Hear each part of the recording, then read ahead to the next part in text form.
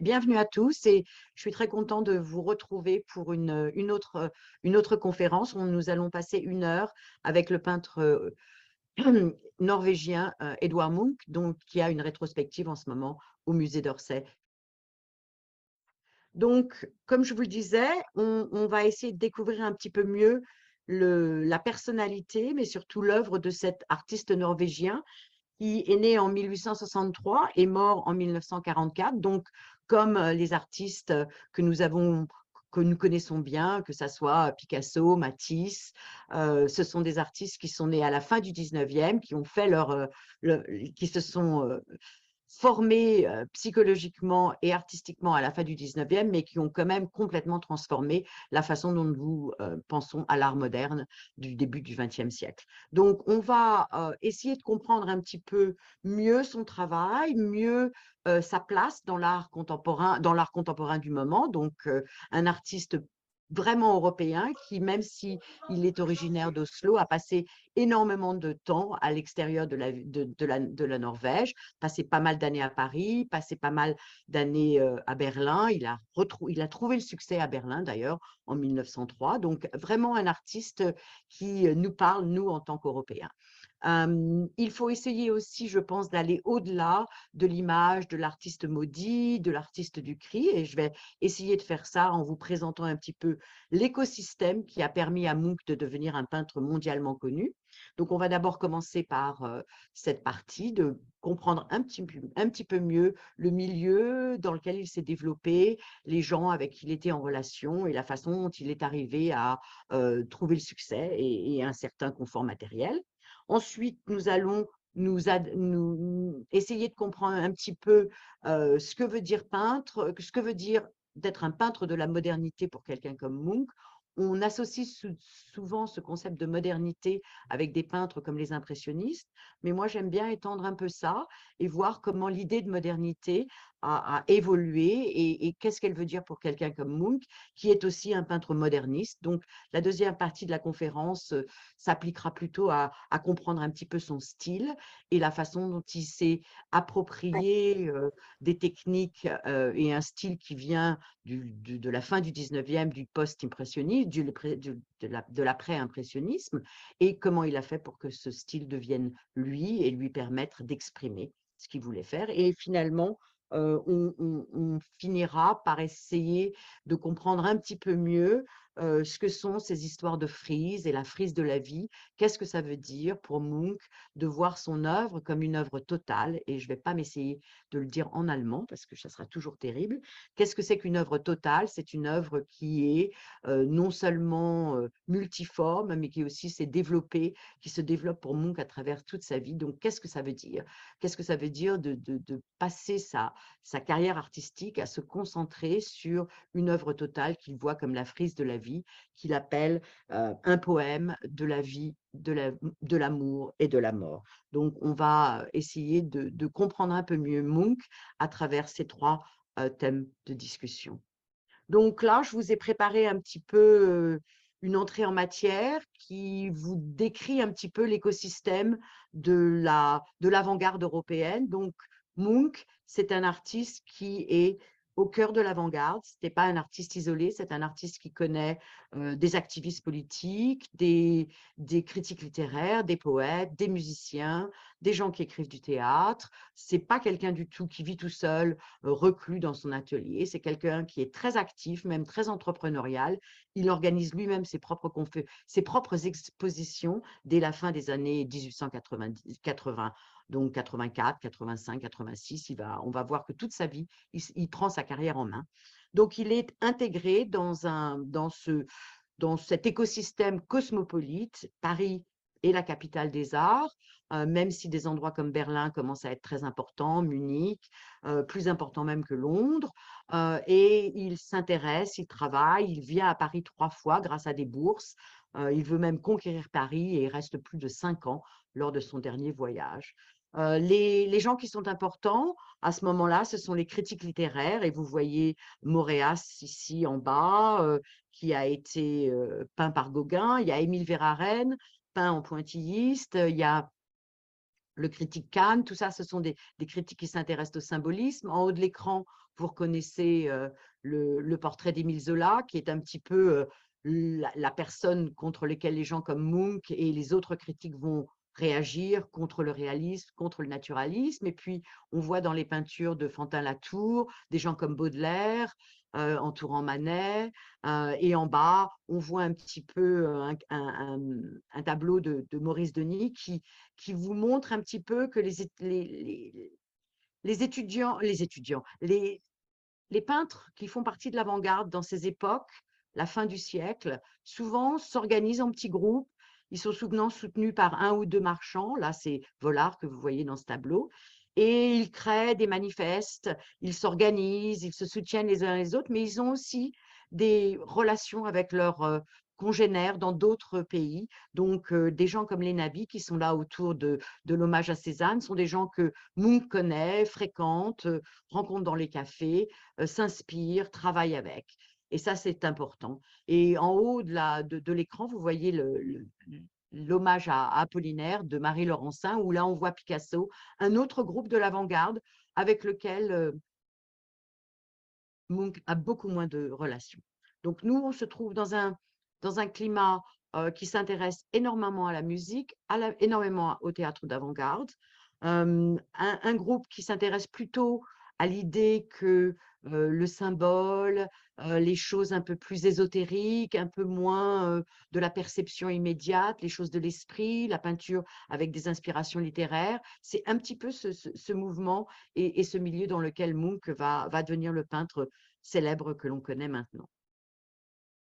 Je voulais aussi vous faire un petit peu une présentation des autoportraits. Et là, sur cette diapositive plutôt, on voit la seule peinture qui n'est pas un autoportrait, c'est la peinture de Degas qui représente Marie Cassatt, que l'on voit assise avec son chapeau, nous montrant des peintures sur des petites cartes postales, sans doute les cartes de visite, qui étaient une façon facile de reproduire non seulement les visages, mais aussi les œuvres d'art à la fin du 19e siècle.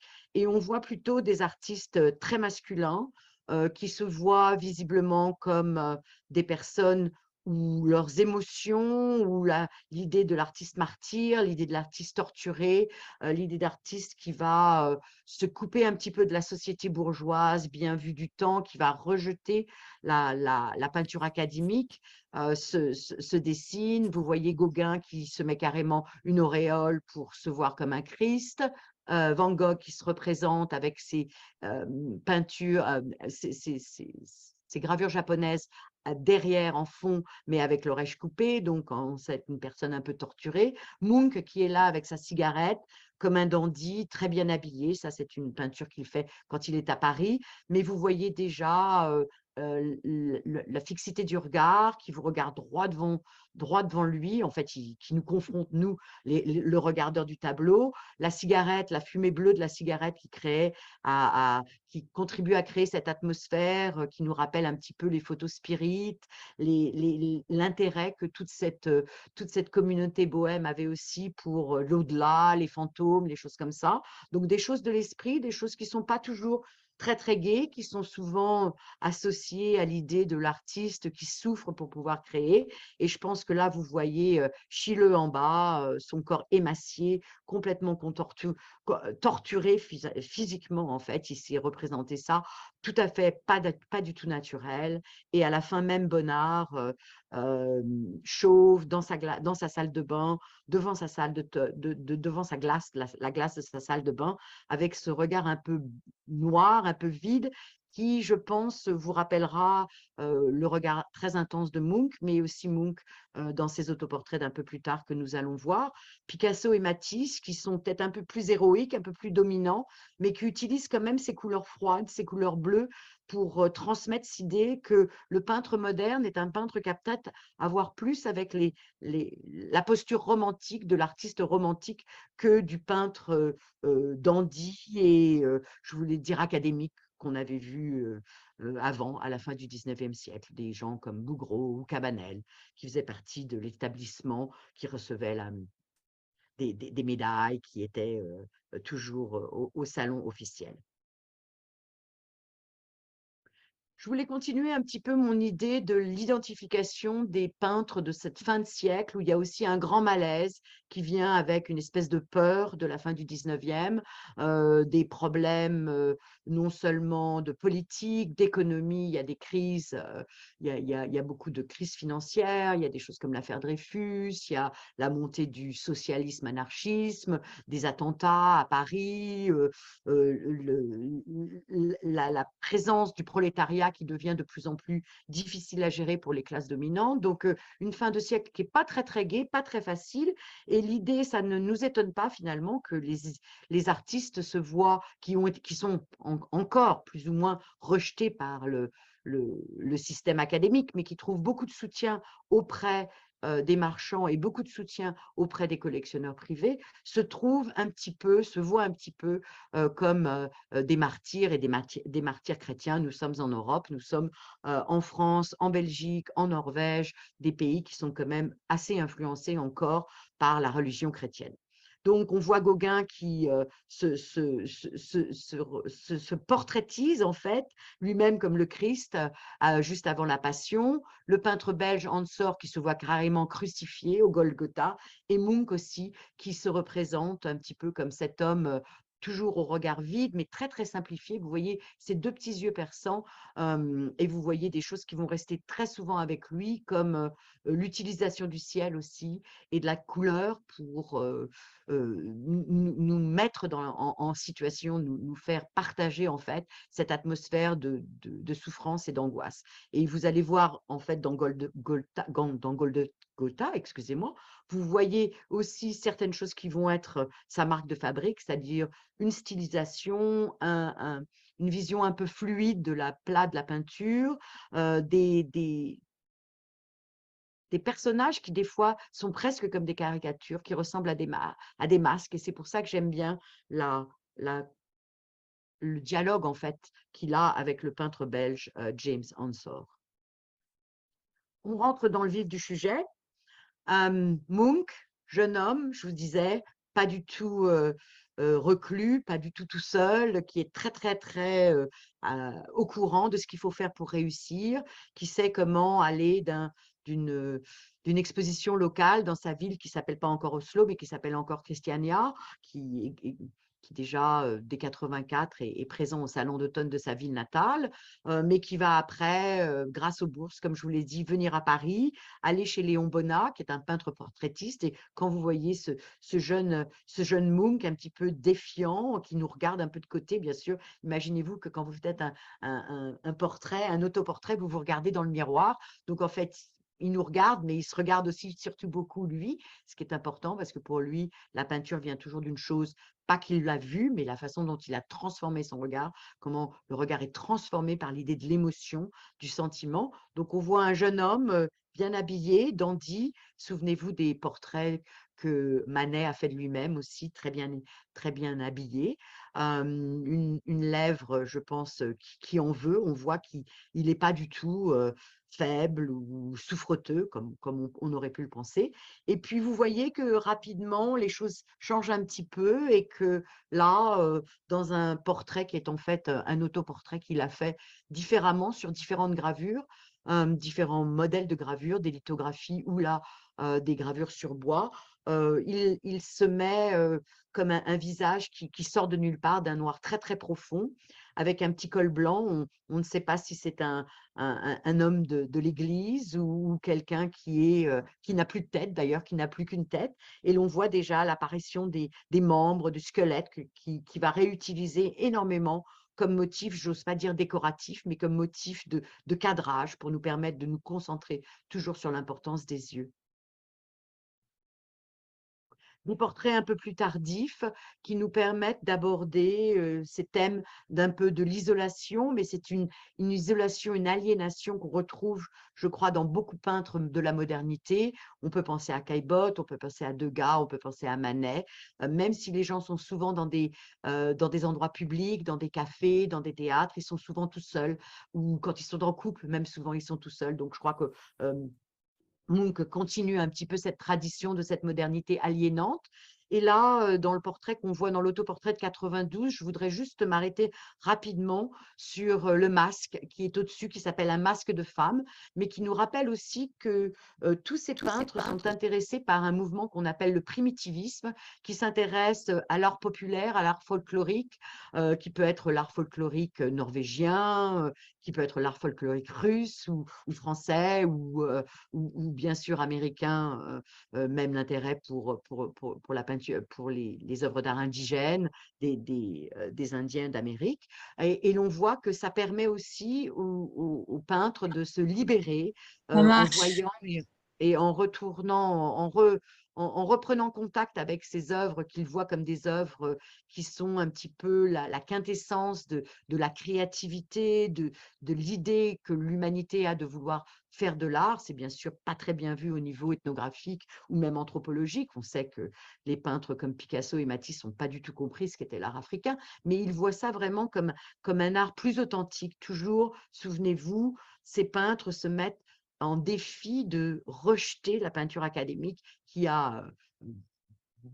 en fait une peinture qui vient en Europe de la tradition de la Renaissance, mais qui, à la fin du 19e, ne correspond plus du tout à la façon dont ces jeunes artistes veulent s'exprimer et leur vision du monde, en fait. Donc, ils cherchent dans d'autres pays, que ce soit les estampes japonaises pour Van Gogh et les impressionnistes, l'art ou l'art plus primitif pour des gens comme Munch ou même Picasso et Matisse, une expression plus authentique. Et c'est ça que tout le travail de Munch, c'est de développer une expression authentique qui va nous permettre de communiquer avec ce qu'il pense, avec ce qu'il ressent. Et ça, c'est ça l'intérêt du modernisme, de tous les ismes qui vont se développer au début du 19e, du 20e siècle. C'est cette idée que chaque peintre veut trouver sa propre voie, veut être un individuel, mais en même temps, il y a une nécessité de travailler et de se mettre en réseau avec d'autres artistes, surtout avec des marchands, avec des réseaux d'exposition, pour trouver d'autres sortes de mécénat. Et je voulais vous laisser, avant de commencer la deuxième partie de notre conférence, avec deux portraits beaucoup plus tardifs. Comme vous le savez, Munch meurt en 44, mais dès la fin des années 30, il a des problèmes d'yeux, il a du mal à voir, et de toute façon, avec la montée du nazisme, il va se retirer chez lui dans son domaine de Équili, à l'extérieur de Copenhague, d'Oslo, et il va vivre là, du coup, beaucoup plus isolé. Il faut savoir qu'en 1937, les nazis vont saisir, confisquer plus de 70 œuvres de Munch dans les musées nationaux, qu'ils soient en Allemagne ou en Norvège, à travers toute l'Europe, et qu'en 1939, beaucoup de ces œuvres d'art vont être mises à la vente aux enchères parce que les nazis avaient bien sûr une vision très politique de l'art, et il y avait d'un côté l'art moderne qui était l'art dégénéré, et de l'autre côté il y avait l'art du Reich, mais ils savaient aussi que c'était un art, cet art moderne était très très apprécié des collectionneurs privés, donc ils en ont détruit pas mal, mais ils les ont surtout vendus pour lever des fonds pour l'effort de guerre et l'effort du, donc, c'est une chose un peu terrible qui fait que finalement, après de grands succès officiels, Munch va finir sa vie ne voulant pas, absolument pas collaborer avec l'ennemi, plus ou moins dans sa maison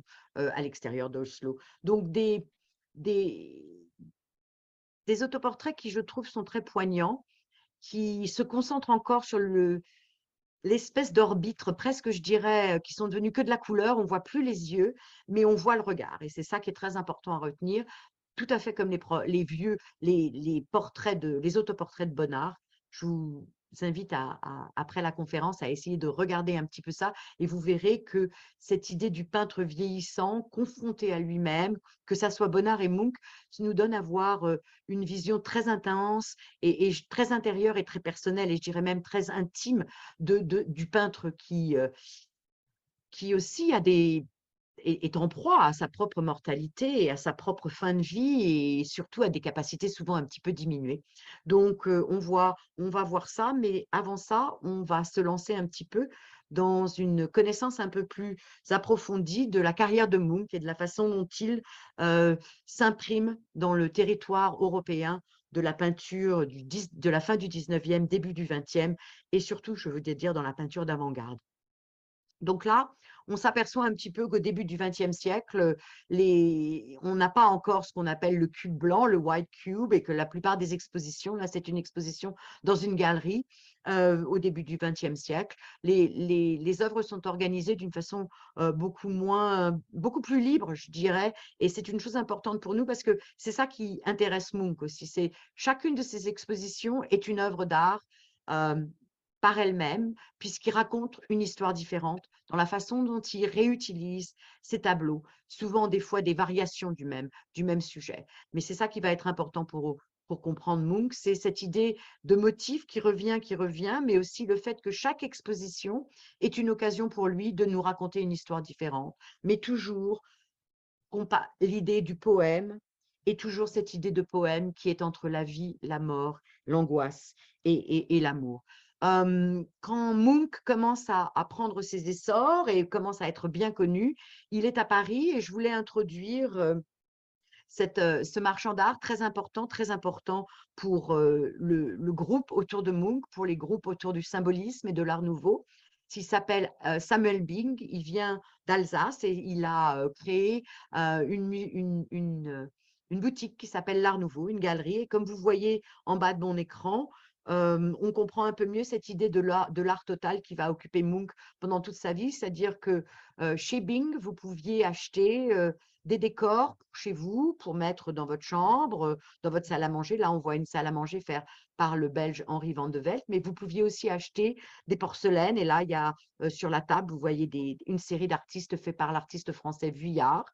Mais vous pouviez aussi créer des atmosphères et Munch va travailler comme ça dans toute sa vie. Il va exposer chez Bing, mais il va aussi travailler pour euh, des patrons, je veux dire des mécènes, excusez-moi, personnels, privés, des gens qui vont commander une, une fresque pour la chambre de leurs enfants, par exemple. Malheureusement, ça aboutira. Mais donc, on voit Munch qui, dès la fin des années 90, arrive à naviguer en fait entre les commissions, les choses qui va faire pour des grandes institutions comme des universités, par exemple, et puis les commandes privées qu'il va faire pour des gens qui sont dans la finance, des avocats, des médecins qui habitent souvent à Berlin et souvent en Allemagne. Donc, Bing est très important puisque c'est cette personne qui met aussi en communication les collectionneurs européens qui viennent à Paris, puisque Paris est un petit peu, comme j'ai dit, la capitale de l'art, mais aussi la capitale des théâtres, la capitale de la mode, la capitale du luxe, qui viennent faire leurs emplettes pour leur collection à Paris. Donc, il va exposer chez Bing. Il va aussi exposer dans les grands salons qu'on connaît, qui se sont créés pour rejeter le modèle du salon académique, les sécessions qui se sont créées à Berlin, à Munich, à Vienne bien sûr, mais aussi le salon des indépendants qui s'est créé en France et qui après a essaimé un petit peu partout. En 1903, Munch fait partie des artistes indépendants qui exposent à Paris. Il expose à l'Armory Show à New York. Ceux qui m'ont écouté sur l'Expo Doppler savent que combien l'Armory Show était la façon pour la plupart du public américain de comprendre ce qu'était la peinture moderne. Donc, il y avait non seulement Duchamp, mais il y avait aussi Munch et il y avait aussi Brancusi. Donc, en 1913, il expose à New York. Il a déjà exposé à New York en 1912. Donc, vous voyez un artiste absolument pas isolé, un artiste qui a bien compris que le monde de l'art est un monde global, un monde qui doit développer des liens avec les galeries et les mécènes privés, et un artiste qui doit voyager, qui doit se voir un petit peu comme un entrepreneur. Donc, on le voit exposé à la Sécession à Berlin plusieurs années aux artistes indépendants. Il devient d'ailleurs membre de la Société des artistes indépendants.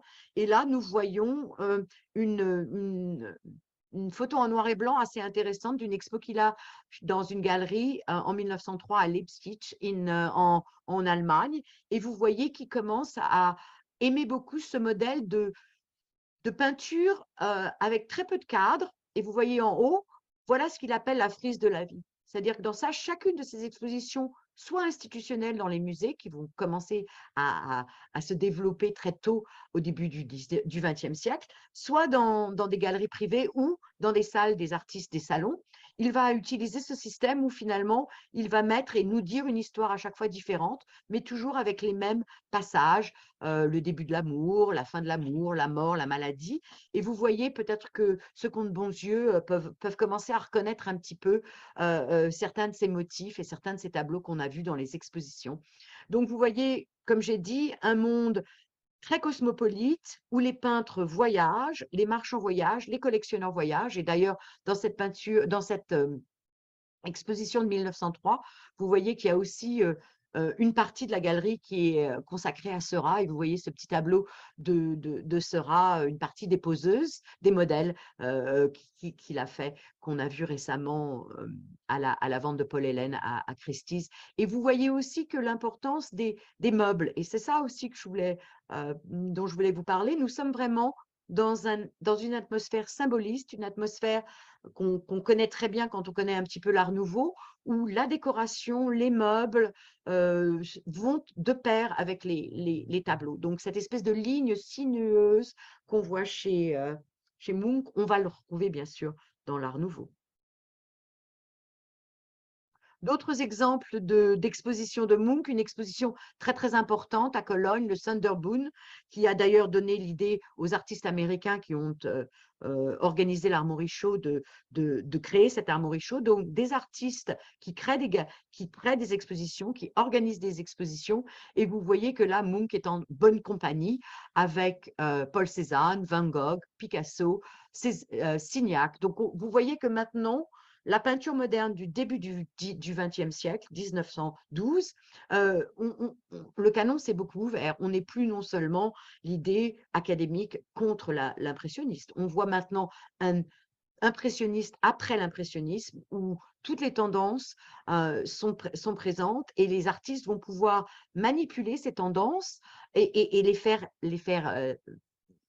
devenir pour eux, siennes pour eux, en fait. Et Munch va tirer du naturalisme, de l'impressionnisme, du post-impressionnisme, certaines caractéristiques formelles qu'il va pouvoir adapter pour nous permettre de comprendre un peu mieux son propre tempérament. Les artistes de l'époque, les critiques de l'époque parlent beaucoup du tempérament de l'artiste. Donc l'important, c'est comment conserver son tempérament personnel pour que les gens puissent vous reconnaître et puissent être un petit peu connectés à votre monde psychologique, mais à la fois comment, en tant qu'artiste qui peigne de façon très différemment, vous pouvez vous rassembler en groupement autour des fois d'un manifesto, autour d'un manifeste, autour des fois d'un marchand, autour des fois d'un système comme le Sonderboom, par exemple, ou le Salon des indépendants, pour pouvoir communiquer avec votre nouveau public. Et c'est ça un petit peu l'intérêt de cette peinture européenne de la fin du 19e et du début du 20e siècle, où ce genre de salons, d'expositions internationales ne sont arrêtés que par les guerres, qui malheureusement sont bien présentes et perturbent un petit peu ce monde cosmopolite où il y a très peu de rivalités nationalistes. Il y a des rivalités nationalistes entre les musées, mais il n'y a pas de rivalité trop nationaliste entre les peintres.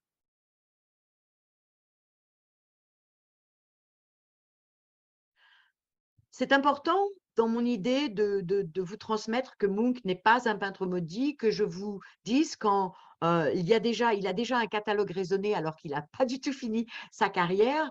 1907, un mécène privé allemand lui sponsorise ce catalogue raisonné déjà.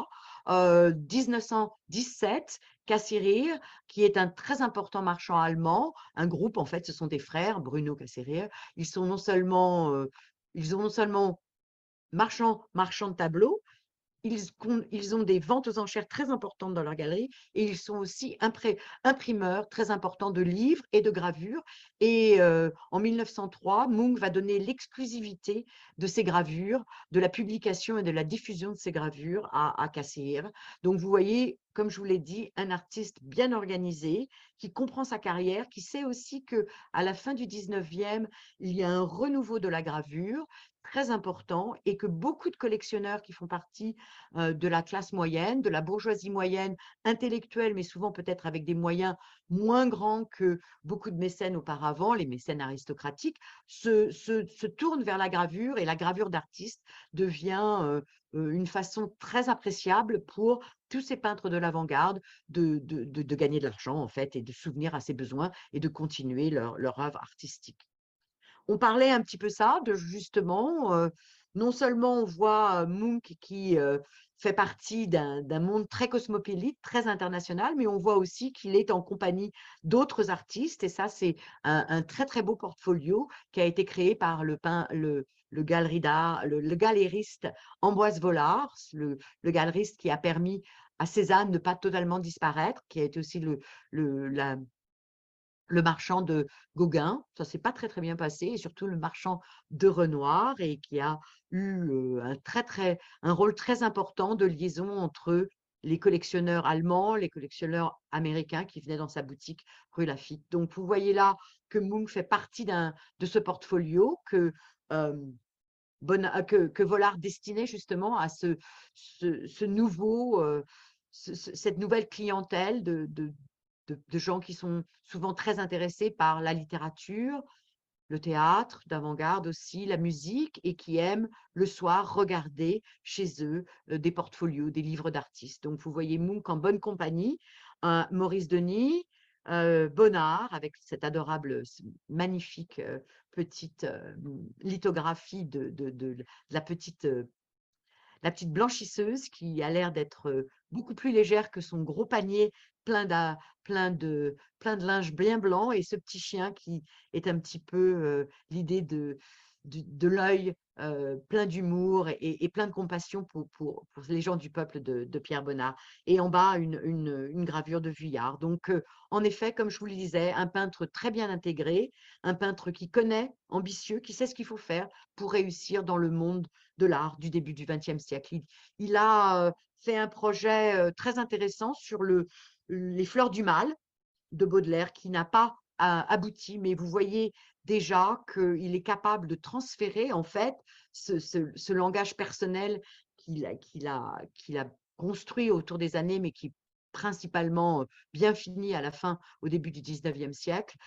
Vous voyez cette ligne très importante qui est qui lui permet d'exprimer justement la passion de l'amour, la passion, mais là aussi la passion de la mort, cette ligne qui semble ne jamais s'arrêter. Et là, on voit que l'arbre nourrit en fait, se nourrit du cadavre qui est mort d'amour. L'idée du cercle de la vie, du cycle de la vie, qui est très très important pour Munch et dont on va parler beaucoup pendant la fin de cette demi-heure qu'on va passer ensemble.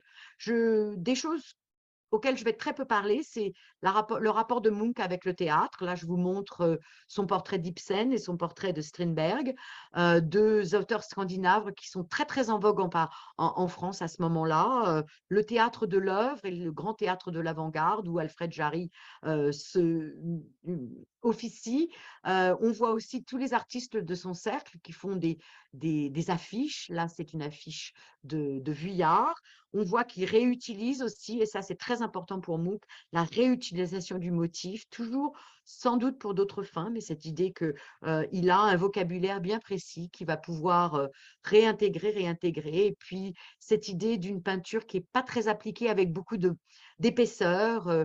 Il s'inspire des nabis, de la peinture à l'étang, à l'essence, à la détrempe, mais c'est souvent de l'huile chez Munch, mais vous voyez dans le portrait d'Ibsen, on voit presque la surface de la toile. C'est comme il utilisait l'huile presque comme de l'aquarelle, en fait. Et ça, c'est aussi une de ses marques de fabrique. Donc, je ne vais pas parler beaucoup de ça.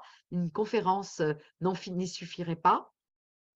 Mais par contre, je vais vous introduire, je pense que vous connaissez tous Puvis Chavannes, un peintre qui est très important pour les peintres de cette époque-là, pour les peintres comme les Damis, comme Munch, qui veulent essayer de revitaliser la grande décoration, la peinture justement de l'œuvre totale qui est sur les murs, soit des institutions, soit des particuliers, qui aussi renoue avec l'idée d'une peinture un peu plus littéraire, un peu plus pensée comme une peinture peinture qui est connectée à l'Antiquité, au mythe, donc une peinture qui est presque, je dirais, plus intellectuelle que la peinture impressionniste. On n'est plus juste dans la perception de la nature, du vent dans les arbres, des couleurs qui changent avec le soleil, de l'eau, du brouillard. On est vraiment dans une peinture qui s'intéresse à, je dirais, quelque chose de presque plus conceptuel et de certainement plus intellectuel. Et le primitivisme, l'espèce de simplification des corps chez Puvis de Chavannes est une chose qui devient très importante pour tous ces peintres de ce milieu symboliste et au-delà de nos frontières, je dirais même en Allemagne. Comme je vous le disais, les grands mécènes qui sont les grands industrialistes, les grands industriels, les grands financiers, les banquiers qui profitent justement de ce capitalisme un peu débridé du début du XXe siècle, sont des grands amateurs de Munch, comme ils sont des grands amateurs de Van Gogh, de Matisse, de Picasso. J'ai pris Morozov comme exemple parce que nous avons eu la chance à Paris de voir sa collection. Donc, en haut de l'écran, vous voyez le cycle de peinture de Maurice Denis et vous voyez à côté la peinture que Munch a vendue à Morozov au début du 20e siècle. Les jeunes filles sur le pont, aussi une des nombreuses versions qu'il a fait de cette peinture quand il est un peu plus apaisé, je dirais, un peu plus heureux quand il va dans ce petit village où il a acheté une maison de vacances, qui est en fait un endroit où beaucoup de gens d'Oslo quittent la ville en été pour aller retrouver la nature, comme beaucoup de gens qui font partie de cette culture cosmopolitane et métropole du début du XXe siècle. Parmi les grandes décorations, je voulais juste vous montrer celle qu'il fait pour l'université d'Oslo. Donc, en effet, pour vous prouver que Munch n'est pas un peintre isolé, n'est pas un peintre qui a du mal. Entre 1910 et 1916, quand ces grandes peintures faites sur toile, mais fixées sur le mur, directement sur le mur, comme les grandes décorations Nabi étaient faites pour les collectionneurs privés, il fait cette grande décoration pour célébrer le centenaire de l'université d'Oslo, qui s'appelait, quand Munch était jeune, Christiania. Et vous voyez qu'on retrouve toujours l'idée du soleil qui éclaire, bien sûr, d'un niveau non seulement réel, mais qui éclaire là d'un niveau spirituel et d'un niveau je dirais, métaphorique, un monde où on vient partager et transmettre le savoir. Et vous voyez comment Munch va utiliser très souvent le pouvoir du paysage nordique et surtout des longues nuits d'été pour transformer ce paysage presque en une espèce de peinture d'histoire, puisque le paysage devient quelque chose qui est magnifié et qui nous dit plus que juste une approche, je dirais, impressionniste du paysage. C'est une approche qui glorifie un certain paysage nordique, une certaine grandeur d'un paysage avec lequel, en Europe du Sud, on est moins familier. Et finalement, on va boucler cette boucle avant de se lancer plus précisément et plus en profondeur dans les peintures elles-mêmes. Je vous montre deux tableaux de Munch dans son atelier. À la fin de sa vie, Munch me fait beaucoup penser à Monet. Il a une grande maison avec un grand jardin. Il aime le jardin. Il s'intéresse aussi beaucoup avec son appareil photo. Il fait beaucoup de photographies. Et d'ailleurs, souvent, il photographie ses modèles et après, il retravaille ses peintures de là. Il aime travailler en plein air. Il a construit, comme vous voyez, des ateliers un peu à l'extérieur. Il construit des ateliers, des grands ateliers comme Monet à Giverny. Mais c'est sûr que même s'il est encore très célèbre, il est un peu plus c'est le grand maître, en fait. Il est je dirais pas à la retraite, mais il est un petit peu en retrait. Surtout que, souvenez-vous que dès le début des années 30, il y a la menace du nazisme qui est là et il ne veut plus tellement participer à la vie publique comme il le faisait avant. Une chose qui permet à Munch de se rapprocher et de faire un lien avec la peinture impressionniste et je dirais même post-impressionniste, c'est son intérêt pour les grandes diagonales qui créent souvent un espace qui est très, je dirais, qui nous rend presque malade en fait. Il y a une rapidité, une espèce d'anxiété qui vient du fait qu'on est très très vite propulsé au fond du tableau et je n'ai pas besoin de vous rappeler qu'il a vu bien sûr Van Gogh, que ce rôle des couleurs aussi, qui ne sont pas les couleurs locales, qui sont des couleurs arbitraires, il a bien appris de Gauguin, du synthétisme de Gauguin, de Van Gogh, de ce rôle émotionnel qu'ont les couleurs et de vous rappeler que quand Van Gogh parle du café, la nuit, il parle du rouge étant en fait la couleur du sang de ces gens qui étaient désespérés. Donc, il voit vraiment les couleurs comme des équivalences, non seulement en notes de musique, et on a appris ça avec Baudelaire et la correspondance, et beaucoup de ces peintres symboliques s'intéressent à ça, mais surtout comme des correspondances à son état mental et à son état psychique. Et je pense que vous pouvez voir le lien très direct avec la peinture de Munch. L'idée de l'intérieur est un petit peu aussi un thème très important dans la modernité. L'intérieur un petit peu comme refuge, vous voyez ça chez Caillebotte, on lit, on regarde la musique, on écoute de la musique, on se repose, on contemple sa collection d'art, on fait des travaux et on reste bien éloigné de cette rue qui est des fois dangereuse et des fois vue comme un endroit un petit peu problématique. Chez Munch, on n'a jamais de repos et l'intérieur est toujours un intérieur qui nous rappelle à des dimensions un peu plus difficiles et un peu plus compliquées de la vie. Donc là, il s'oppose un petit peu à pas mal de peintres de son époque.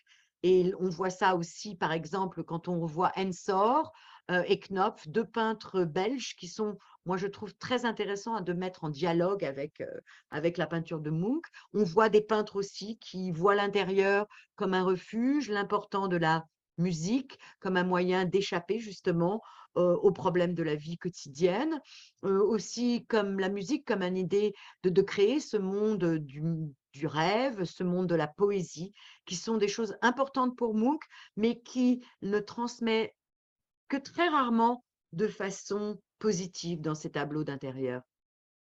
La ville est un endroit privilégié où Munch nous parle justement de cette tension entre une bourgeoisie qui parade un petit peu, qui va écouter de la musique. Et j'espère que quand vous regardez cette peinture un petit peu tôt dans la carrière de Munch, vous vous rappelez aussi Manet. Je crois que le profil de cet homme en chapeau haute forme nous rappelle énormément la peinture de Manet. Mais on voit que d'un côté aussi, Munch domine déjà ce trait simplifié qui est un trait courbe qui enserre ses silhouettes en fait. La silhouette, une chose assez importante aussi pour la culture artistique du 19e siècle.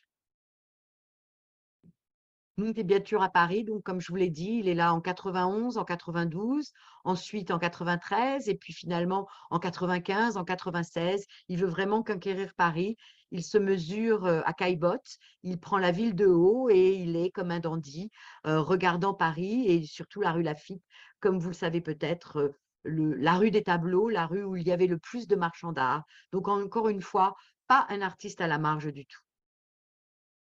Rappelons-nous un petit peu comment d'autres peintres de sa génération voient la ville, Monet, le côté plutôt gai et plein de soleil de cette haussmannisation qui a transformé Paris. Ensor qui voit l'entrée du Christ à Bruxelles et si vous vous concentrez bien, vous verrez le Christ sur son âne au fond du tableau où là, on se retrouve beaucoup plus dans une atmosphère à la Munch avec des masques, des caricatures, des faciès déformés, une emphase et sur les bouches rouges, sur les yeux des fois un peu vides, mais toujours très expressifs. Donc des visions différentes de la ville et je pense que celle de Munch va nous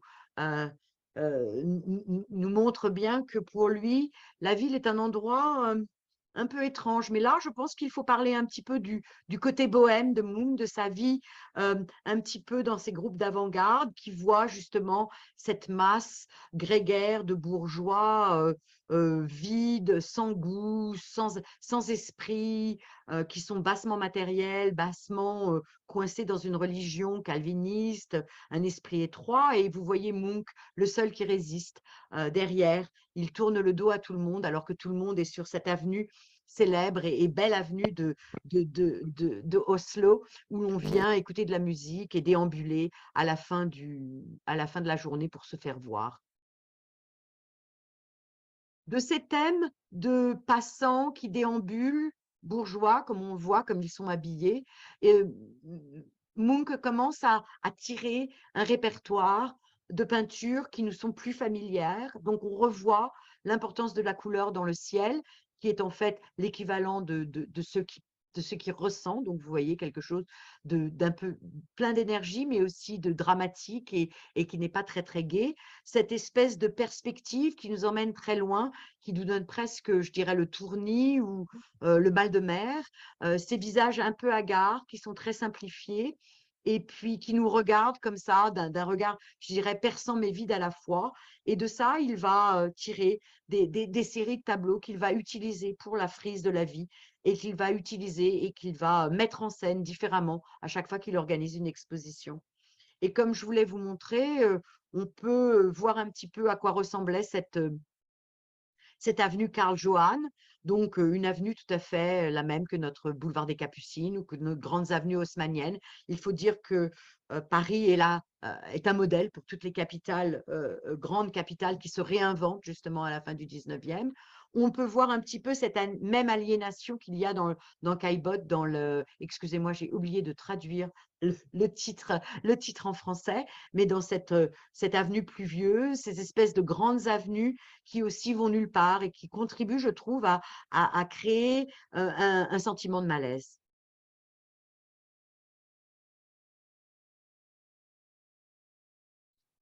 Mais ce dont je voulais vous parler très brièvement, c'est la façon dont Munch élève ces thèmes qui sont des thèmes de la vie de tous les jours. Là, nous sommes dans le petit village, Asperganston, où il passait ses étés, où il avait acheté une maison de vacances, où beaucoup de la bonne société de Oslo venait se réfugier pendant les mois d'été.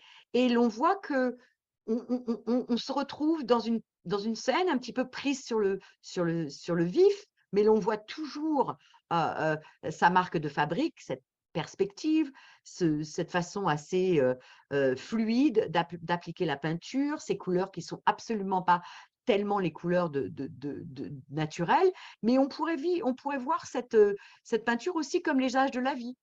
La jeune fille qui est là encore souriante, sûre d'elle-même, peut-être sa mère derrière qui est déjà un peu plus aguerrie, et puis derrière deux visions un peu plus tristes, euh, un peu plus pessimistes du temps qui passe, une personne presque squelettique et une vieille dame qui est un peu courbée. Donc vous voyez comment Munch utilise la modernité, la vie de tous les jours, des peintures que l'on retrouve chez les impressionnistes et les post-impressionnistes, de la vie de tous les jours, de la vie du XXe siècle, de la fin du XIXe, mais qu'il arrive à élever ça et à se réattacher au côté plus traditionnel de la peinture académique et de la peinture de la Renaissance, où il fallait quand même qu'il y ait un message plus ou moins moral, ou plus ou moins historique. Et là, nous sommes plutôt, je pense, dans un message moral, l'idée que le temps passe. Et ça aussi, on retrouve un petit peu les vanités de la peinture hollandaise du XVIIe siècle, ou même la peinture romantique allemande. Donc, nous voyons des types que Munch élève presque à des peintures d'histoire, à des personnages iconiques. Et je voulais vous parler un petit peu de ça rapidement et faire 2 rapprochements. D'abord, un rapprochement entre Munch et la peinture fauve, donc vous voyez André Derain et nous sommes dans les mêmes époques. On voit toujours cette, dynamique de la perspective, donc Munch n'est pas le seul à l'utiliser pour, nous donner cette impression de modernité, cette impression de peinture qui veut se séparer du paysage impressionniste, qui veut nous donner plus à voir finalement, quelque chose de plus personnalisé. Et puis l'idée aussi qu'à la fin du 19e, on s'intéresse beaucoup aux types, au qui est qui. Peut-on reconnaître une prostituée d'une femme respectable? Peut-on reconnaître un gamin des rues d'un jeune garçon bien élevé? Et puis nous sommes dans la culture de la ville, dans la métropolis, dans la métropole où on voit à la fois, des conducteurs de fiacres, des gens plus ou moins, mal, des clochards, des marlous, des apaches, comme on dit. Vous voyez la personne qui est, à l'extérieur de la peinture de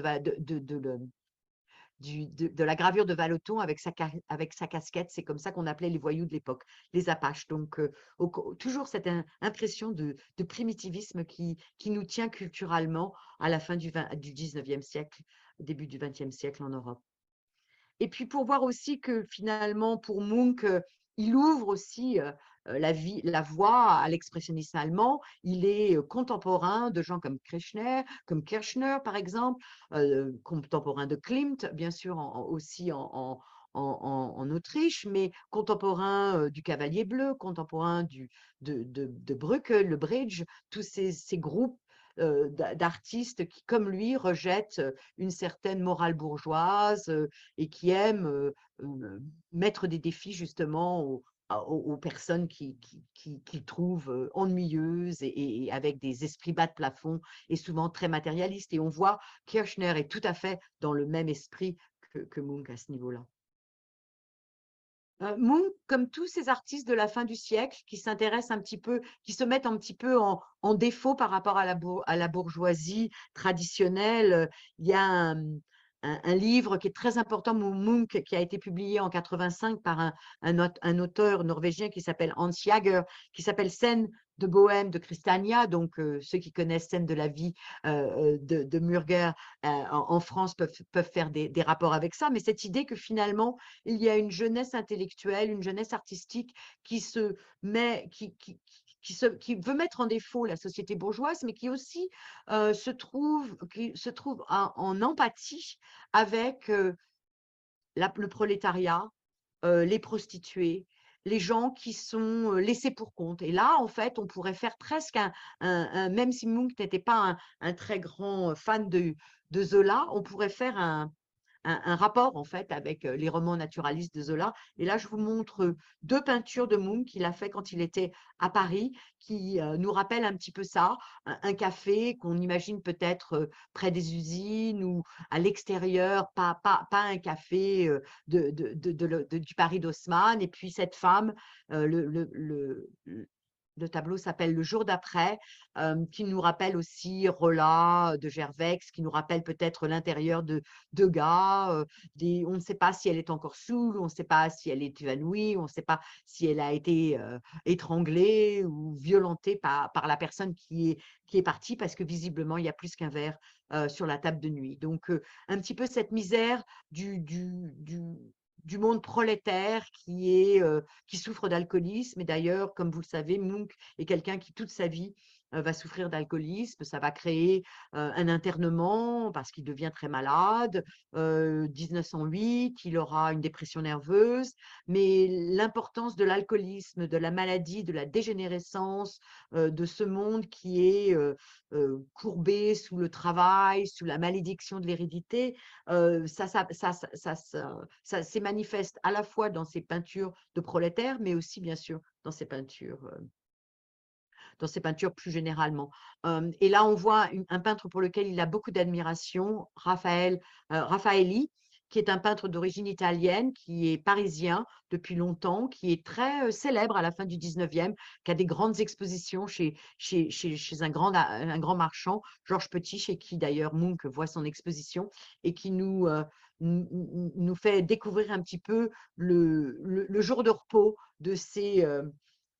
de ces gens qui sont habillés comme des bourgeois, mais qui sont habillés en fait de chiffon, d'articles bourgeois, d'habits bourgeois qu'ils ont achetés chez des chiffonniers, donc pas des choses qui sont en très bonne forme et qui sont de la seconde main. Donc on voit un petit peu cet intérêt que l'on voit aussi quand il peint les femmes à la toilette. Je vais aller un peu plus vite pour qu'on puisse continuer un petit peu notre discussion. Vous voyez ces femmes à la toilette que je compare avec les repasseuses de Degas, mais vous voyez la façon dont comme Degas, aime cette peinture à l'huile, mais fluide, qui nous permet vraiment de communier avec le coup de pinceau de l'artiste. Des peintures et des gravures, je pense, qui vous sont moins connues de Munch, le modèle. Et quand on voit des modèles, on ne sait jamais si les modèles sont des prostituées ou des modèles. Souvent, les modèles sont des ouvrières qui, en fait, n'ont pas assez de travail. Et c'est une corde raide entre être ouvrière, tomber dans la prostitution, être un modèle pour artiste, parce que finalement, on s'aperçoit qu'à la fin du 19e, on ne travaille pas 365 jours sur 365. Donc, il y a énormément de jours chômés quand on est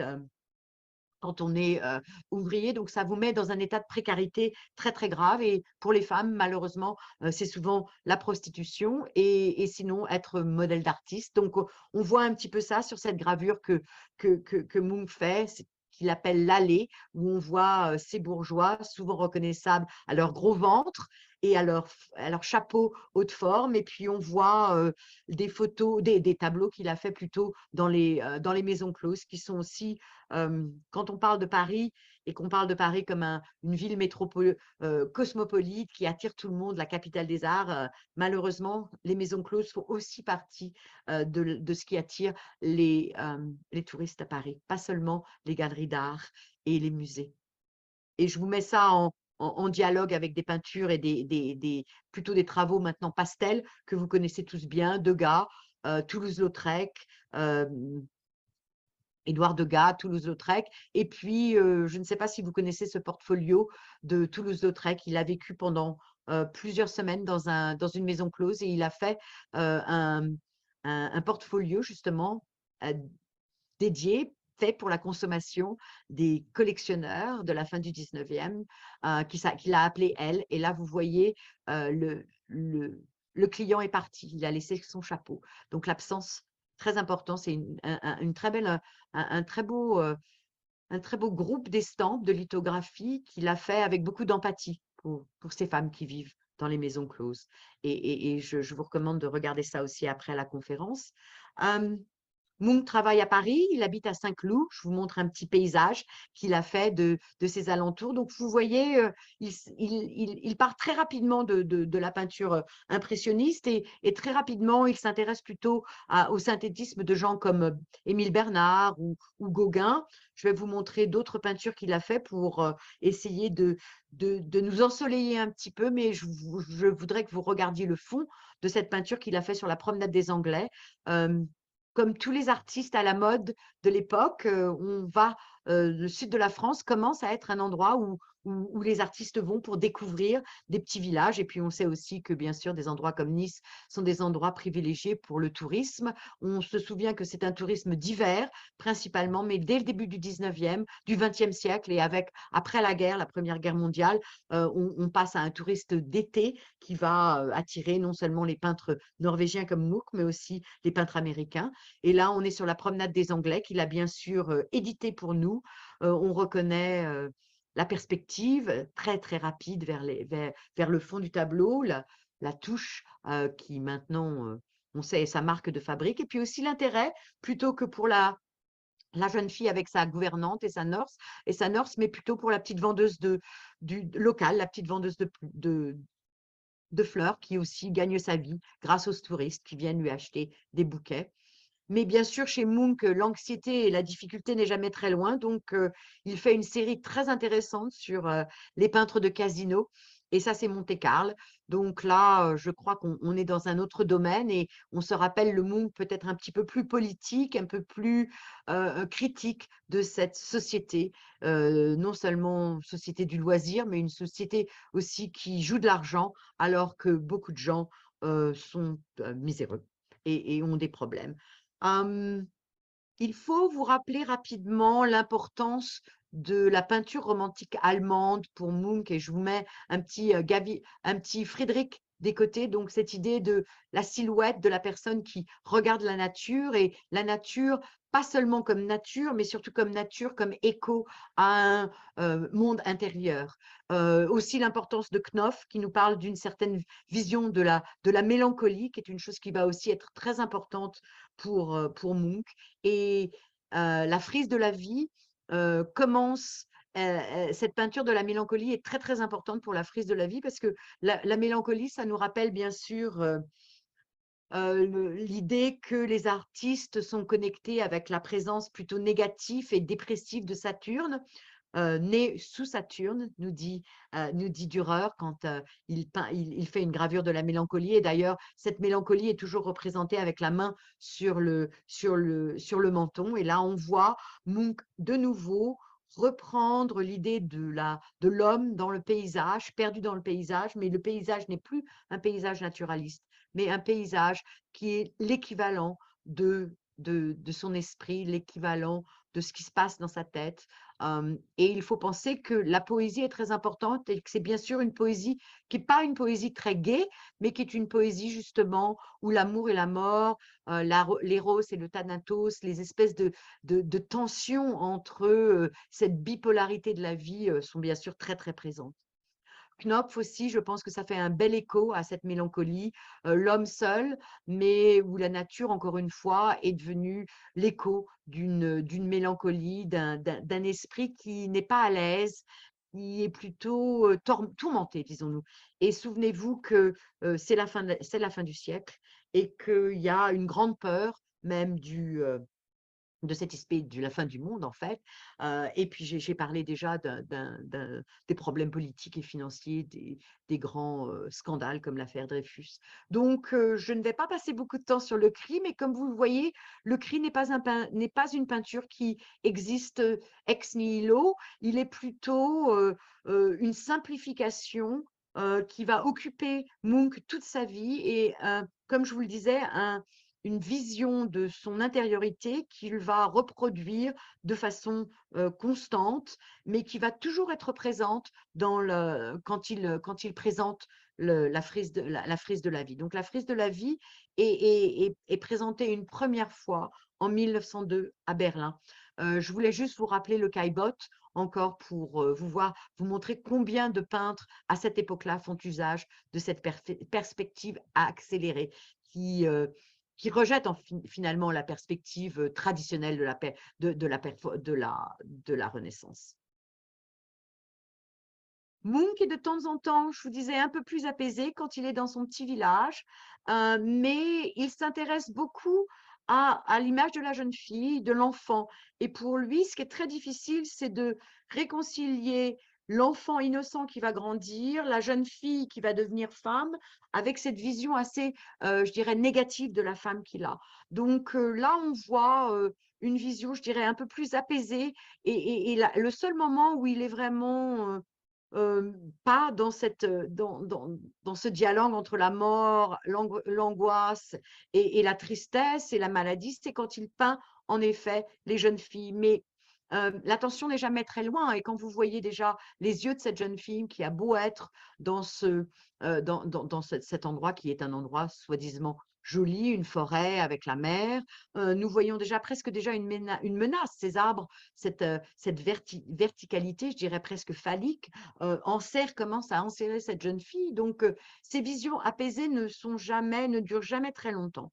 Et ça, on va voir que quand il reprend ce motif, il le reprend, et à chaque fois, il communique un peu plus sur sa vie et sur son état intérieur. Donc, je vous ai dit que la vie de Munch est ponctuée de difficultés, des crises dues à l'alcoolisme, à la dépression, mais ça vient aussi, comme vous le savez, d'une vie qui a été difficile au début de sa vie, de sa petite enfance. Il a perdu sa mère quand il avait 5 ans. il a vu sa mère mourir de tuberculose, il a vu ses sœurs mourir aussi. Il y a toujours un peu l'impression que la folie est là quelque part, qu'il ne sera jamais quelqu'un de bien fort, mais finalement, les portraits qu'il a faits de lui quand il était jeune nous ont démontré le contraire. Donc, sa vision apaisée des jeunes filles ne dure jamais très longtemps et je voulais confronter sa vision un petit peu avec d'autres façons dont les peintres ont sublimé justement l'idée de la jeune fille, un moment exceptionnel, une vision, je dirais, très dépassée et très paternaliste et très misogyne presque de la femme, hein. Mais où en fait, la jeune fille pure est quelque chose, une vision positive. Et puis après ça, il y a cette déchirure entre justement la perte de l'innocence et la femme qui va faire souffrir, mais la femme qui est aussi la mère. Donc, la femme et la vision de la femme à la fin du 19e siècle n'est pas toujours très positive. Et il faut aussi savoir que 25% de la population européenne est affectée par la syphilis. Donc, quand on comprend un peu mieux et qu'on se plonge un peu mieux dans la vision qu'ont les artistes de la femme à la fin du 19e siècle, on comprend aussi que l'idée de la maladie, de la dégénérescence est quelque chose qui est toujours assez présent parce que la maladie est toujours présente. Donc, des visions, comme je vous ai dit, un peu plus positives quand c'est des jeunes filles qui dansent, des jeunes filles sur le pont, toujours quand il est dans son petit village de pêcheurs au nord d'Oslo, mais des visions qui, bien sûr, deviennent aussi toujours un peu plus sombres. Et là, on va passer, je ne dirais pas plus rapidement, mais euh, je vais m'arrêter seulement sur les idées qui me paraissent maîtresses pour des œuvres dont vous êtes plus familiers. Et comme ça, on pourra finalement essayer de voir à la fin, en conclusion, si Munch est vraiment un peintre maudit ou pas. Mais en tout cas, un peintre qui se fait le témoin et un très, très bon traducteur de de ce difficile malaise de la fin de siècle. Donc, puberté, on voit vraiment une vision plutôt difficile de ce passage qui est difficile pour les jeunes, pour les jeunes filles de toute façon, mais aussi quelque chose pour elles, pour Munch qui est élevé, je dirais, presque au niveau de peinture d'histoire ou peinture traditionnelle, mythologique, métaphorique, où visiblement cette idée de transformation est aussi une chose qu'il voit lui-même en tant qu'artiste. Mais je voulais comparer ça à une peinture un peu plus naturaliste qu'il a fait, qui est tout à fait nourrie par la peinture scandinave, la peinture hollandaise de la fin du 19e siècle, si vous connaissez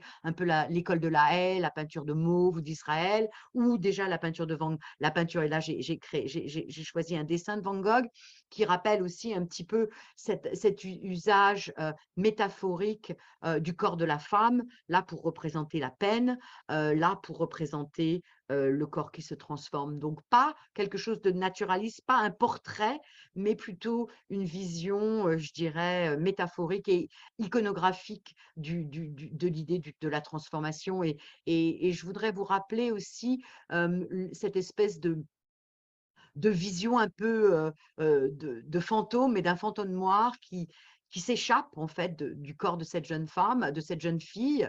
Et qu'est-ce que c'est? Est-ce que c'est la façon dont elle se sent? Est-ce que c'est le futur qui va l'écraser, lui permettra pas de devenir ce qu'elle veut être? Est-ce que c'est la maladie, la folie qui la guette? Mais souvenez-vous aussi de toutes les photos autour du spiritisme. Et ça vous permet de vous rappeler encore combien Munch est quelqu'un qui est ancré dans la culture de son époque.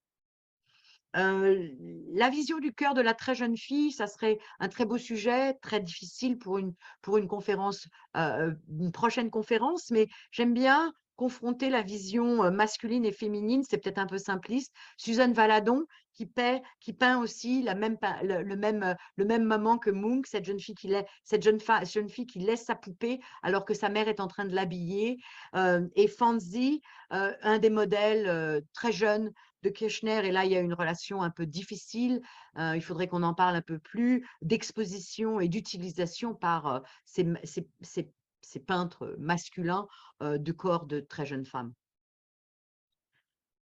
Là, il voit la frise de la vie vraiment comme cette idée qui va d'un poème du berceau à la mort, mais il se sent très, très inspiré par la Bible, Adam et Ève. Je pense que c'est évident dans le métabolisme, mais c'est important de savoir que avant cette peinture était beaucoup plus positive. Il y avait un arbre qui était florissant, vert, avec un embryo à l'intérieur, un fœtus qui avait l'air d'être plutôt en forme. Et bien sûr, avant de l'exposer, Munch a changé complètement d'avis et il transforme cette vision qui devait être une vision de la fertilité positive, du cycle de la vie, dans quelque chose de très négatif. On a encore, grâce au cadre qu'il fait lui-même en bois, un petit peu comme Gauguin fait aussi ses propres cadres, une vision très fantomastique d'un espèce d'embryo, d'un fœtus qui est encore dans l'arbre, mais comme vous le voyez, l'arbre ne fleurit pas, il meurt, il est tout à fait pas du tout en forme et il n'y aura pas de fertilité, il n'y aura pas une nouvelle vie et tout ça va se terminer très mal. Et d'ailleurs, je pense que c'est un petit peu facile à voir, mais vous voyez que le sexe de Adam, en fait, n'a pas l'air en très grande forme. Nous continuons un petit peu pour avancer. Donc, le cycle de la frise de la vie commence avec cette vision un peu plus positive des jeunes femmes innocentes. Et puis après, nous allons vers la puberté, nous commençons l'amour, et là, il y a le bleu, la couleur bleue, qui isole le couple du monde. On voit qu'il est tout seul au monde. Il y a la lumière électrique, ou peut-être encore de gaz, de la ville en bas. Le couple ne fait qu'un. Est-ce que ça va durer longtemps? Nous voyons que, que Munch est quelqu'un qui a travaillé énormément beaucoup de médiums et principalement la gravure. Je vous ai dit que c'était une façon assez positive et assez facile pour lui de développer un marché auprès des collectionneurs bourgeois, allemands et français, européens en général. Mais il utilise vraiment la gravure, soit la lithographie, soit la gravure sur bois, pour enrichir son vocabulaire artistique, puisqu'il va réutiliser, transformer, isoler certains motifs, les couper, créer des montages. Et ça va lui permettre de continuer à développer toute sa vie, même quand il sera un petit peu dans son domaine d'équilibre, de continuer sans être obligé finalement de ressortir et de continuer vraiment à se focaliser sur ce qu'il veut nous transmettre, c'est-à-dire pas la façon dont il voit, mais la façon dont il ressent ce qu'il ressent. Et là, donc, je vous montre ça assez rapidement, mais vous voyez des lithographies qui lui permettent d'utiliser, donc comme c'est créé sur une planche, sur une planche, pas sur une planche, sur une pierre lithographique qu'il marque au crayon gras, ça lui permet d'avoir un style très, très précis, je veux dire plutôt pictural, pas aussi précis que ce qu'il peut faire avec de la gravure sur bois, et ça lui permet de continuer justement cette approche très, très, très, où on voit bien le coup de pinceau ou là le coup de crayon et qui nous permet de nous connecter avec l'état psychologique de Munch en fait. Sa main fait écho à la façon dont il pense et son trait, son long trait qui ne se finit jamais, c'est un petit peu notre connexion avec son esprit. Là, vous voyez Vallotton, parce que l'intérêt de beaucoup de peintres de cette époque-là, c'est qu'en effet, on voit aussi la femme comme quelqu'un de dangereux. Et la femme qui va manipuler l'homme, c'est des visions un peu machistes, je vous ai dit, du rôle de la femme. Et je trouve que Vallotton, comme Munch, arrive très très bien à nous faire passer cette tension assez négative. On voit que ce n'est pas un couple très heureux, on voit que c'est un moment très intime, mais c'est aussi un moment difficile. Et la façon dont Vallotton utilise la ligne et la courbe de son pinceau ou quand il fait ses gravures en bois, fait écho aussi, je pense, à la façon dont Munch utilise la courbe et la ligne.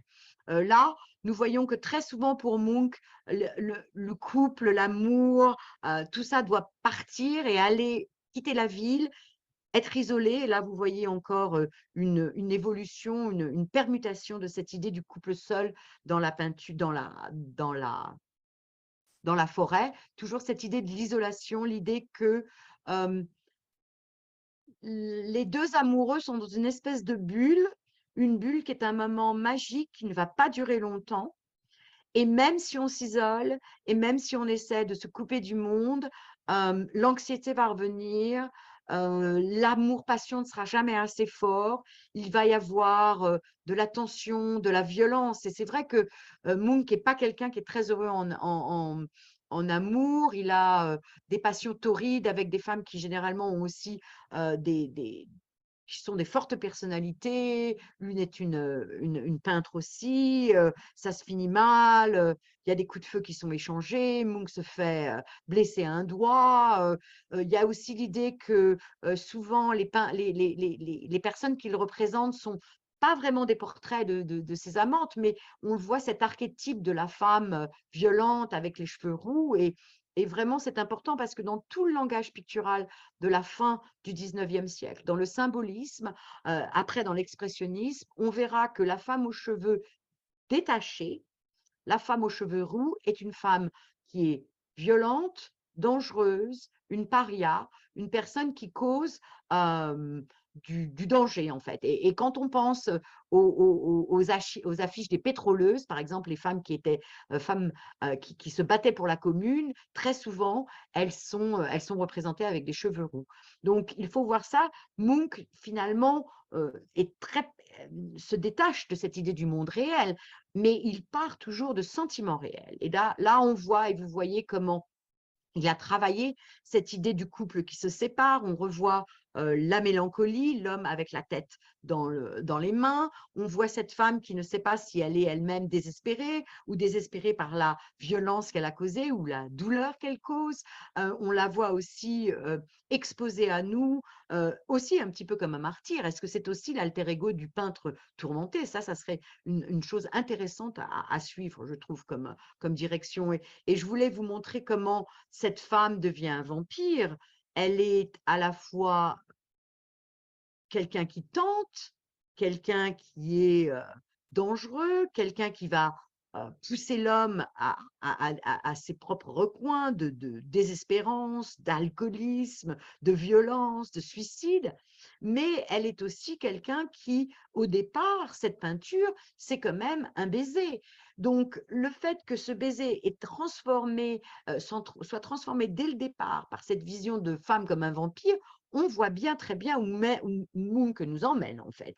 Et c'est sûr, pas une vision très positive de l'amour, c'est certainement pas une vision, je dirais, fleur bleue, comme on dirait en France de l'amour, mais c'est toujours cet amour-passion et destructif. Et vous voyez dans les différentes séries que je vous propose là et qu'on regarde malheureusement un peu vite, entre les couleurs qu'il utilise, ce jaune qui agit vraiment comme très anxiogène, la façon dont en fait Munch manie les couleurs, c'est une vision symboliste de la manipulation des couleurs. Les couleurs sont là pour affecter notre vision, notre sentiment psychologique. On sait ça chez les expressionnistes après. On voit ça très bien chez Kandinsky, où quand il met du rouge ou du jaune ou du bleu, il veut créer, donner à la forme une idée différente, un impact différent. Ben, Munch est tout à fait dans cette vision-là. La vision aussi des post-impressionnistes, de gens comme Seurat, qui savaient que, ou même Van Gogh, où on met du rouge et du vert pour créer des mélanges qui sont à la fois dissonants, mais qui créent justement qui reflètent cette tension et cette douleur psychologique. Je voulais rapidement vous montrer deux peintures qui nous permettent de continuer ce fil de Munch qui se sent comme un peintre quand même, pas du tout un peintre maudit, mais un peintre ambitieux qui attaque des grands formats. Là, c'est toute une série qu'il a fait sur la mort de Marat. Donc, visiblement, il pense à David, il pense à ce magnifique tableau avec Charlotte Corday. Il travaille aussi sur l'idée psychologique que finalement, Charlotte Corday était une femme un peu dérangée, qui s'était focalisée sur la personnalité de Marat et qui vient l'assassiner avec énormément de violence. Et on voit là, dans cette utilisation de la façon dont il pose la peinture de plus en plus abstraite, mais la couleur et l'harmonie et surtout la façon dont il utilise la couleur pour créer, je dirais, l'équivalent psychologique et émotionnel. Et là, je voudrais que vous compariez en fait le côté un petit peu vertical et horizontal du fond de ce tableau, le dialogue entre un violet et un vert qui est très acide, qui contribue à la tension, et de l'autre côté, le côté un petit peu beaucoup plus circulaire de son pinceau qui crée des espèces de nuées et de nuages qui nous emmènent aussi dans cette espèce de nébuleuse avec ses points rouges. C'est très intéressant et très différent. Tout ça pour convenir, pour nous mettre quand même dans un état psychologique qui n'est pas du plus plaisant. Et toujours aussi l'idée que la perspective renversée, cette table qui va partir, contribue un peu au côté nausée et au côté malaise qu'il veut nous faire partager. Euh, Munch est très, très proche de Bonnard et là, je pense que j'aimerais aussi pouvoir avoir plus de temps pour faire une autre conférence, mais l'idée de rapprocher les autoportraits de Bonnard à la fin de sa vie, les autoportraits de la fin de sa vie de Bonnard et aussi ce côté aussi difficile chez Bonnard où il y a la répétition du motif, ce côté de huis clos qu'on sent très, très bien dans cette vision du couple. Une chose aussi dont j'aimerais avoir un peu plus de temps pour vous parler avec vous, mais je reviens et je finis rapidement sur cette histoire de femme qui est à la fois Madone, figure religieuse, pureté, Vierge Marie, mais aussi je dirais, l'enfer, le diable, la diable, et une personne qui mène l'homme à sa mort. On voit très bien ça dans ce tableau Madone qui fait aussi partie du cycle de la vie. Et on voit encore comme il a recyclé toujours pour ses gravures. Je vous ai dit que Munch a fait à peu près 750 gravures différentes. Et comment il recycle, et comment on voit dans cet intérêt qu'il fait pour les bordures, pour les cadres, en fait, ce petit fœtus, ces espèces de spermatozoïdes qui nous rappellent aussi la germination, le travail de Dillon Redon que je voulais vous montrer un petit peu là dans une vision de la mort, le Belge Félicien Rops. On n'est pas dans un moment où la vision des femmes est très positive, ça c'est sûr, et ça serait d'ailleurs un très beau sujet à développer un peu plus. Je voudrais finir sur l'histoire de la maladie et la mort. Et quand on voit ça encore dans deux gravures, une lithographie une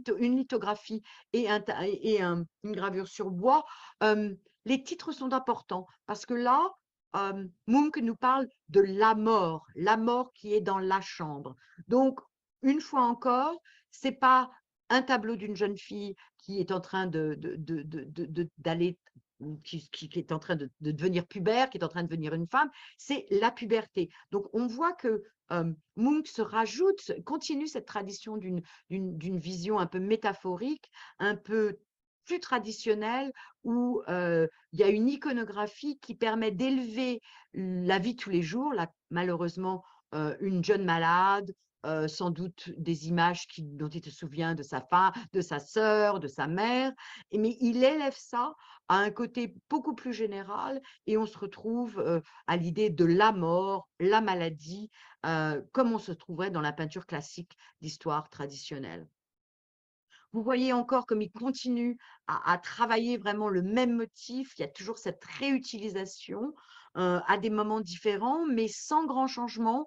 On ne peut pas vraiment dire que parce que ça, c'est une peinture de 1915, il va toujours vers une vision beaucoup plus fluide de la peinture, parce qu'après, il revient à des choses un peu plus naturalistes. Donc, c'est vraiment la façon dont il veut nous convaincre, nous transmettre son état d'esprit, son état plutôt psychique au moment. On a toujours l'impression que le portrait de cet homme à la barbe, c'est un portrait de son père, et je pense que j'ai raison quand je vois ça, parce que c'est une vision qui est toujours là. Le père de Munch était médecin, donc en effet quelqu'un de tout à fait avec beaucoup d'empathie pour les maladies de la fin du 19e siècle, la tuberculose, la syphilis, des maladies qu'on ne savait pas très bien guérir, et qui aussi qui étaient des maladies longues et qui rendaient les gens très très malades, c'est un peu idiot de dire ça, mais surtout qui voyaient leur corps devenir beaucoup plus, la folie arriver avec la syphilis, par exemple,